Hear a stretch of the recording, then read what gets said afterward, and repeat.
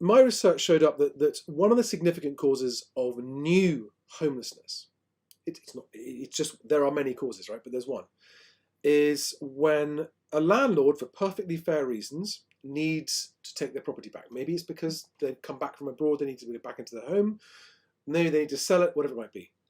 And the tenants that are evicted through it's a no-fault eviction, they weren't in arrears, they haven't done anything wrong, but they need to leave, cannot find an alternative accommodation, end up actually rough sleeping, even though they're in work. But of course, if you've got nowhere to sleep, how can you keep working? I mean, if you're a lorry driver, you try driving a lorry for 8 hours a day when you've been sleeping rough all night. It's you can see how suddenly downward spiral. These good, hard-working people who'd paid their rent find themselves freezing cold. Before you know it, they're at the bottom of the barrel. Poor things. I think there's some legislation being discussed that might create a new type of circumstance where actually a landlord cannot force someone out if they haven't got a new home. I don't know the details, and this is me asking you, actually. Yeah, well, there's the Renters Reform Bill, which has been going through Parliament for a long time now. Does that address this issue? It's kind of moving forward this year, and the abolition or removal of Section 21 is within that bill for the reasons that you've given. I think it is very tricky because some landlords do need to sell up, but then there could be more awareness about selling a property as tenanted.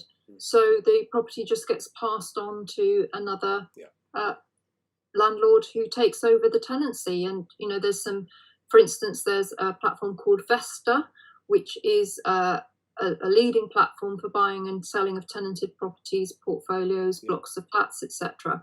So landlords don't necessarily have to get rid of a tenant, but very often, and I've experienced this myself, when I've gone to an estate agent and said, I've got a tenant, I want to sell a tenanted property, the agent says, no, you need to get rid of the tenant, you've got to sell it vacant possession. And they don't really explain why. It's relatively straightforward to sell a tenanted property. For new landlords coming into the sector, there couldn't be a safer way of getting started, because if you buy a tenanted property, you earn income from day one.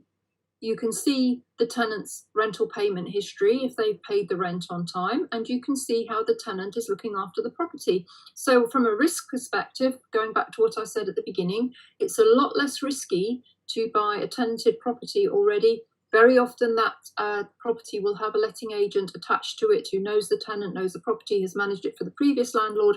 And so the tenant keeps their home and then just passes to another landlord who takes over the tenancy. So there needs to be more education about the buying and selling of tenanted properties, the benefits of doing so. There's this slight fallacy that if you sell a tenanted property, you get a lot less money for it. I don't believe that's true. And if you are selling a tenanted property, you're earning rental income up to the day of completion. And if you choose to sell vacant possession, you could wait 3, 4, 5 months to complete that sale, whereby you're paying the mortgage, the standing utilities, the council tax, etc. So people need to understand the pros and cons of both situations.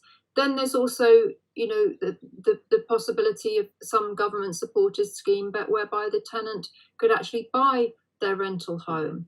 So maybe there could be a tax incentive to landlords to get a capital gains reduction if they sold the rental property to their tenant. So, these are all the ideas that are in the melting pot, but they're not, they're not widely known, not really getting much traction. I think it's very difficult if a tenant is given notice through no fault of their own, and then they struggle to find another landlord to take them on. They may not be able to access social housing for the reasons that we've discussed. And as you say, once they're out of rental accommodation and they're sofa surfing or whatever they're doing, going back to the parents or whatever it may be, it's very hard to get back into private rented housing. So, there needs to be more thought about this, joining up the dots.